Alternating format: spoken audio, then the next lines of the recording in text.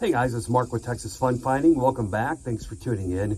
Today I wanted to drop a tip that I think you'll like when it comes to talking to a lead or the homeowners and the kind of questions you want to ask them.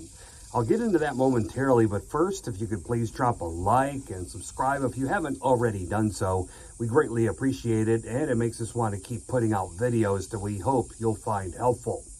Okay, when you finally get a lead on the phone or catch them in person, you have a lot of questions, but there's one question I doubt many of us ask, and I think you really need to add this to your list of questions. This applies regardless whether we're talking about a mortgage foreclosure that was just recently foreclosed on or a tax foreclosure from months earlier. Obviously, you're going to ask things like, do you know how much you still owe on your mortgage? How many months were you behind? Are you behind? If the homeowners have a recent payoff statement, if they've signed up with anybody else, obviously.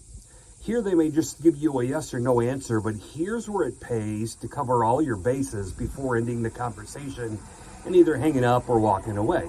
If they say yes, they have already signed up with someone, well, then your lead just went cold or dead.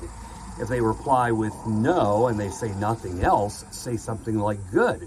Have you gotten a lot of calls about this? Or has anyone else contacted you about this?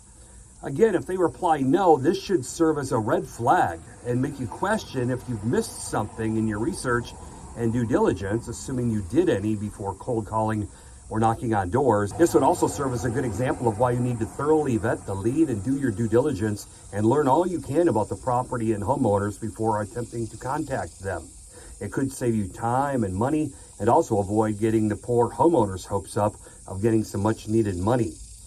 And actually getting back to the questions, if you really want to be smart, ask that question first before you get into the others.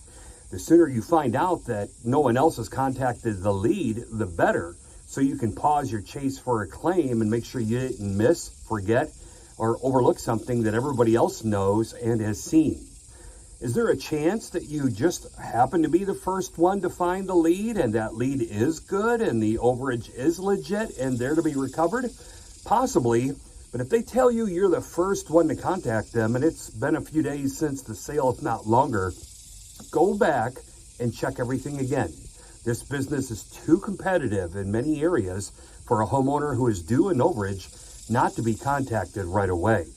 Thanks for watching. Be sure to like and subscribe, and we'll see you next time.